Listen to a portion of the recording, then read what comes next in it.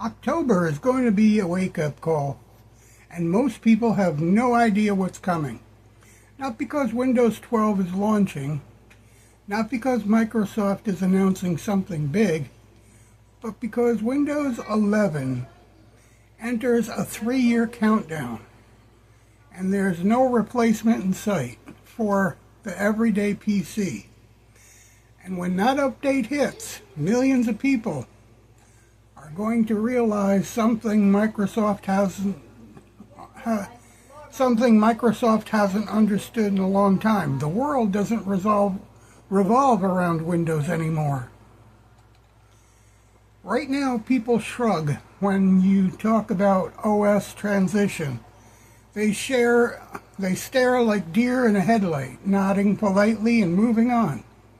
But October is when the illusion breaks. That's when the support for Windows becomes real. The countdown begins and becomes visible. The messaging shift, the hardware requirement tightens, and the everyday PC gets pushed out of the future.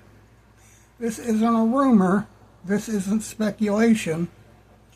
This is the H1 2026 cycle, finally showing its teeth. Windows 11 already overstaying its welcome. Everyone feels it, even non-tech people. But here's the part nobody is talking about. Windows 11 has no success ready for normal users. The next generation of Windows is ARM first, AI-dependent, cloud-integrated, hardware locked. That's not replacement. That's for a $300 or a $600 everyday PC. That's a replacement for a premium laptop or a corporate fleet. Everyone else, they're being left behind. The big secret of H126 cycle is simple.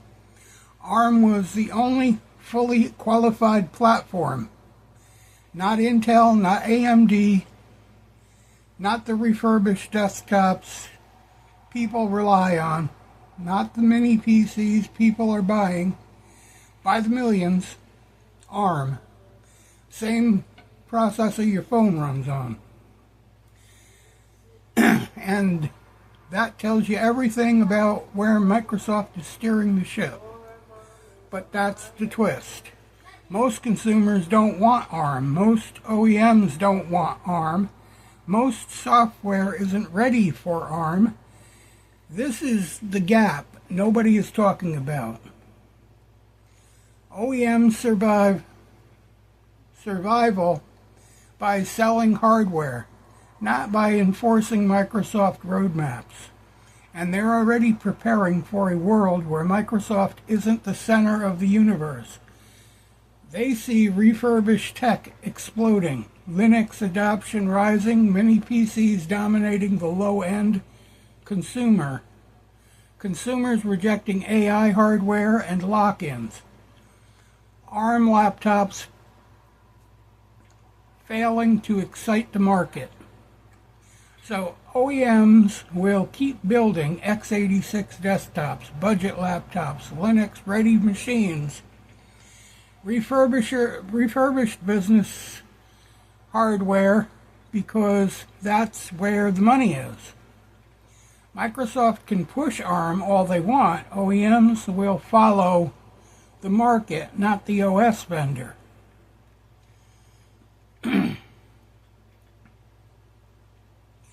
Here's the sovereign twist. The replacement for everyday PC isn't Windows 12.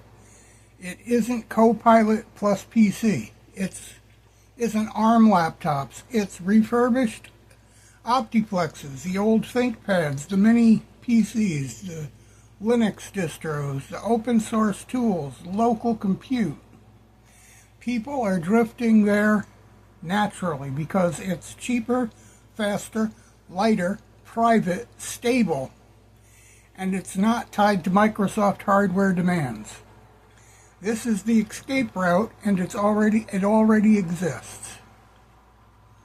People shrug people shrug because they don't understand the consequence. They don't know what ARM qualifications are, AI baselines, driver models, changes, support Windows unsupported hardware actually means. They won't understand until the PC stops getting updates. Their apps stop installing, their hardware becomes legacy, and OEMs stop supporting x86. Microsoft pushes ARM-only features. Then it's too late to protest. The shift is already happening. Sovereignty isn't a slogan, it's a choice, and the choice happens before October, not after. If you want control over your machine, your data, your hardware, your future, you step off the Windows treadmill now. You go to your refurbisher, you get Linux, mini PCs, open source, local compute. You own your machine. Again, October is the moment the public finally notices the shift, but the transition has already started. The everyday PC is being abandoned. OEMs are breaking away. Linux is rising. Refurbished tech is exploding. Microsoft is about to learn something they haven't had to face in decades. The world doesn't revolve around Windows anymore. That's my ramble. Like, follow, and subscribe. We'll be back. If you enjoy this kind of ramble, let us know in the comments.